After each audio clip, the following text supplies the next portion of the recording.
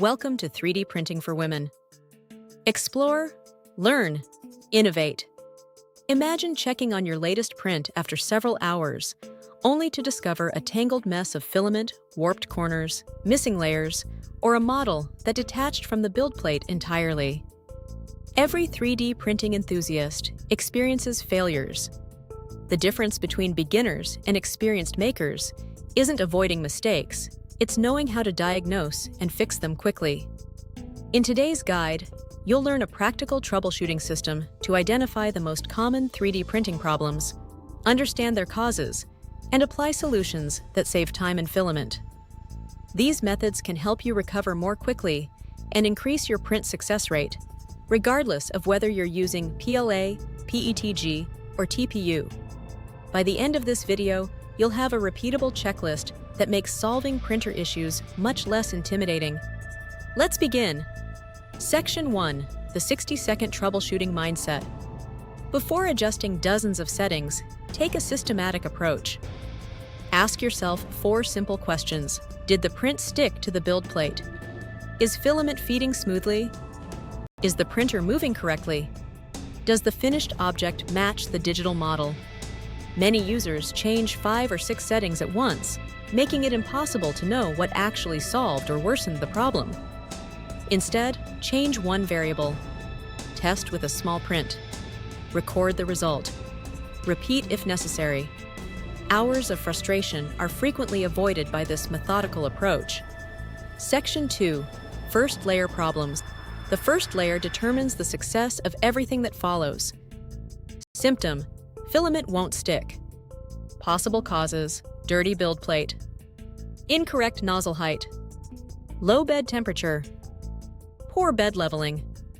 Solutions: clean the printer bed thoroughly. Re-level the bed. Adjust Z offset carefully. Verify recommended bed temperatures for your filament. Symptom: filament is overly squished.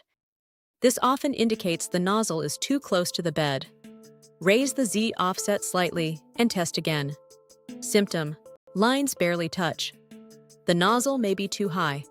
Lower it incrementally until adjacent lines fuse into a smooth surface.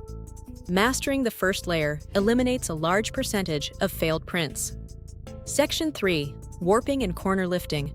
Warping occurs when cooling plastic contracts and lifts from the build plate. Common causes include drafts, bed temperature issues, small contact area, excessive cooling. Helpful fixes: increase bed adhesion with a brim. Reduce airflow around the printer. Confirm bed temperature matches the material. Slow the first layer speed. Remember that prevention is easier than trying to rescue a warped print halfway through. Section 4. Stringing between parts. Thin strands of filament often appear when the nozzle travels across empty space. Typical causes: retraction settings, high nozzle temperature, moist filament, travel path design. To reduce stringing, tune retraction distance and speed. Lower the nozzle temperature gradually. Dry moisture-sensitive filaments. Enable travel optimizations in your slicer. Small calibration tests can dramatically improve results before committing to large projects. Section 5. Layer shifts. A print suddenly offset to one side usually indicates lost positioning.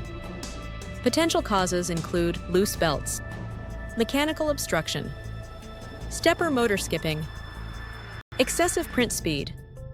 Inspect the motion system carefully. Ensure belts have appropriate tension and that nothing interferes with gantry movement. Reducing acceleration or print speed may also improve reliability. Section 6. Under-Extrusion. If walls appear thin or gaps develop between lines, insufficient filament may be reaching the nozzle. Check for partial nozzle clogs, incorrect extrusion multiplier, worn extruder gears, filament tangles, printing temperatures that are too low.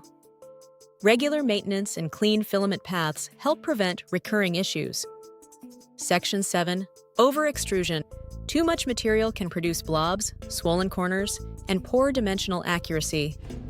Possible fixes: calibrate flow rate. Verify filament diameter assumptions. Reduce the extrusion multiplier slightly. Confirm slicer settings match the installed nozzle size. Even small percentage adjustments can noticeably improve print quality. Section 8. Ghosting and ringing. Visible ripples after sharp corners are often caused by vibration. Ways to reduce them include lower print speed, reduce acceleration, tighten mechanical components, place the printer on a stable surface. Balanced settings often outperform simply printing as fast as possible. Section 9. Elephant's foot. When the bottom of a print bulges outward, the first layers may be compressed too much. Possible solutions: slightly reduce the bed temperature, fine-tune Z offset, add compensation settings if supported by your slicer. These adjustments help preserve accurate dimensions at the base. Section 10. A quick diagnostic checklist. Whenever a print fails, review this sequence. Is the build plate clean? Is bed leveling accurate? Is the nozzle clear? Is the filament dry? Are temperatures appropriate? Are belts properly tensioned? Is the model sliced with the correct profile? Has only one setting changed since the last successful print? Following a consistent checklist often reveals the root cause much faster than guessing. Bonus section. Build your own troubleshooting routine. One of the fastest ways to become better at 3D printing is to create a personal troubleshooting routine. Instead of reacting differently every time something goes wrong, develop a checklist that you follow for every failed print. Over time, this habit can save you hours of trial and error. Start by inspecting the first layer. If it looks smooth, evenly squished, and firmly attached to the build plate, you're already off to a good start. Next, check your filament. Is it feeding smoothly through the extruder? Has it been stored properly? Even a filament that looks perfectly normal can absorb moisture over time, leading to inconsistent extrusion and surface defects. Then, review your printer's motion system. Move the print head by hand when the machine is powered off, if your printer allows it, and verify that it travels smoothly, without catching or unusual resistance. Listen for odd noises during printing, as clicking or grinding can provide clues about mechanical issues. After that, examine your slicer settings. Confirm that you've selected the correct material profile, nozzle size, and layer height. Accidentally printing with settings intended for a different filament or nozzle can produce confusing results that appear to be hardware problems. Another useful habit is to make only one adjustment at a time. If you increase the nozzle temperature, reduce the print speed, and modify the retraction settings all at once, you won't know which change actually improved the print. Small, controlled experiments make troubleshooting much more effective. It's also worth keeping a simple print log. Write down the filament brand, nozzle temperature, bed temperature, print speed, and any notable observations. If a project turns out exceptionally well, you'll have a record you can return to later. If it fails, you'll have valuable information to compare against future attempts. Calibration models are another powerful tool.